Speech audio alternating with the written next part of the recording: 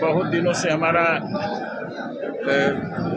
राज्य के अंदर जो है संगठन को नए सिरे से संगठित करने का अभियान चल रहा था, जो आज पूरा हुआ। ठीक है। ये सार्वभौम साकल्यदीपीय ब्राह्मण महासभा की नवनिर्वाचित के लिए हम लोग बहुत दिनों से प्रयासरत थे। आज यह संपन्न हुआ है।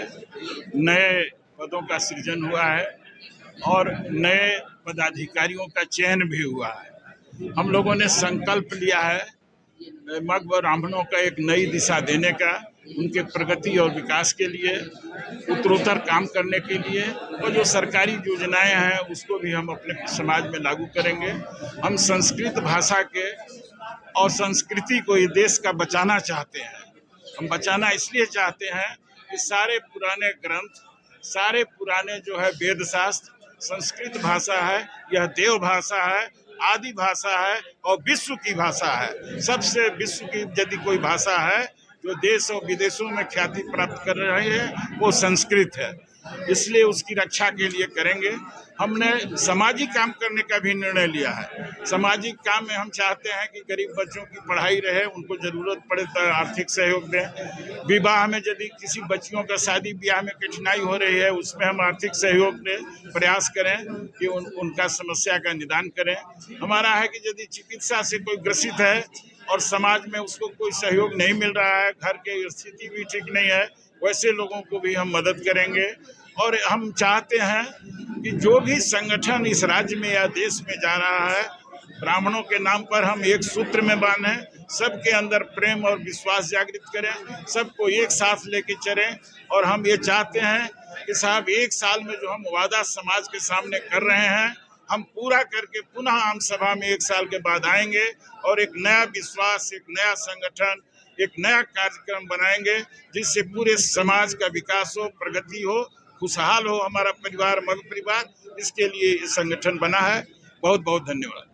आरक्षण और जातीय सारा कुछ होते हुए आज के तारीख में देख रहे हैं कि सरकार में ब्राह्मणों की प्रतिनिधित्व कम होती जा रही है। देखिए, आपकी संस्था इसके लिए भी काम करेगी? जी, नहीं, आपका कहना बिल्कुल सही है कि आर्थिक रूप से सारे लोगों को आगे बढ़ने का अवसर सरकार द्वारा, भारत सरकार या राज्य सरकार द्वारा दिया जा रहा है। लेकिन देखिए, आरक्षण में आर्थिक जो है पिछड़ापन में सभी जातियों को, चाहे किसी जाति, किसी धर्म के हो, किसी वर्ग के हो, सबको समान रूप से आगे बढ़ने का अवसर प्रदान करना चाहिए। और हम लोग की आवश्यकता पड़ी तो ब्राह्मण जो गरीब हैं, पिछड़े हैं, आर्थिक रूप से पिछड़े हैं, देखिए हमारा ज्ञान के दृष्टि में हम बहुत ही समृद्ध हैं। हम ज्ञान के लिए किसी से नहीं, हम जो है और विचारों में हम काफ़ी परिपक्व हैं। ज्ञान में हम ज्ञान के बांटने का काम करते हैं, समाज को जगाने का काम करते हैं, समाज को देने का काम करते हैं। लेकिन हम जो है आर्थिक रूप से, चूंकि हमने कभी ब्राह्मण समाज, मग समाज जो है कभी पैसे के लिए नहीं दौड़ा, पैसा कमाना उसका नहीं, ये तपस्वी के रूप में काम किया है, एक जो है जन साधारण के रूप में काम किया है। और वो चाहता है अब जो है सभी समाज जब एक हो रहे हैं, अपनी लड़ाई, अपनी भाषा, अपनी संस्कृति की लड़ रहे हैं, तो हम पीछे न छूट जाएं। हर कदम पर हम अपने लोगों को साथ लेके चलें और एक नया विश्वास, एक नया संघर्ष जो है इस राज्य में करें ताकि ब्राह्मणों के विश्वास को जीत सकें, उनकी आर्थिक स्थिति को हम समृद्ध कर सकें। यह हमारी भावना है। आज जो नवनिर्वाचित सदस्य हैं और जो उपस्थित हैं, इस मंच से हम आह्वान करते हैं कि इसके लिए खड़ा हों और तैयार रहें और संघर्ष करें। धन्यवाद। आखिरी में एक सवाल, देश में आज एक बहुत बड़ा वर्ग है जो ब्राह्मण के विरोध में काम कर रहे हैं, उन विरोधियों से आपकी ये संस्था कैसे लड़ेगी? देखिए, ऐसे समाज में, देश में कुछ लोग हैं जो राजनीतिक रूप से दूसरे लोगों को लाभ लेने के लिए ब्राह्मणों का कभी मनुगामी कहेंगे, कभी मनु का नाम लेके कि उनके वंशज हैं, या तरह तरह के आरोपित करते हैं। लेकिन ब्राह्मण सर्वोपरि है। हम इस धरती पर इसलिए आए हैं कि समाज का भला करें। हम इस धरती पर इसलिए आए हैं कि हम लोगों को स्वस्थ रखें आयुर्वेद के माध्यम से। हम इस धरती पर इसलिए आए हैं इस धरती पर कि कि हम सबका भला सोचें, सबके बारे में अच्छा सोचें और एक अच्छा समाज बनावें, अच्छा देश बनावें, अच्छा राज्य बनावें। हम आरक्षण वाले से यही कहेंगे कि उनको सुबुद्धि होनी चाहिए। ब्राह्मण किसी का दुश्मन नहीं है, ब्राह्मण सबका भला चाहता है, सबके लिए सोचता है, वो किसी के साथ प्रतिस्पर्धा नहीं करता। उनकी जो मनोभावना है उसमें हम परिवर्तन चाहते हैं और हम समाज के सभी वर्गों को आशीर्वाद देने के लिए इस धरती पर आए हैं। उत्तर प्रदेश से एक पंडित जी पधारे हुए हैं, घनश्याम पाठक जी, इनका कुछ सवाल है आपसे इस शाकोदीपीय समाज के लिए।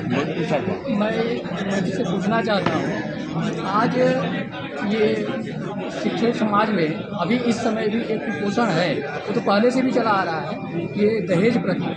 तो दहेज प्रथा का किस प्रकार से क्रियान्वयन किया देखिए, जाएगा? दहेज प्रथा ये समाज का कोड है, किसी भी समाज का। ब्राह्मण समाज में ही नहीं दहेज प्रथा है, ये दूसरे समाज में भी, दूसरे वर्ग के लोगों में भी दहेज प्रथा है, बल्कि ब्राह्मणों से अधिक है। लेकिन ये जो है, हम चूँकि पैसे के आर्थिक रूप से पिछड़े हुए हैं, इसलिए ज़्यादा हमको प्रभावित करता है।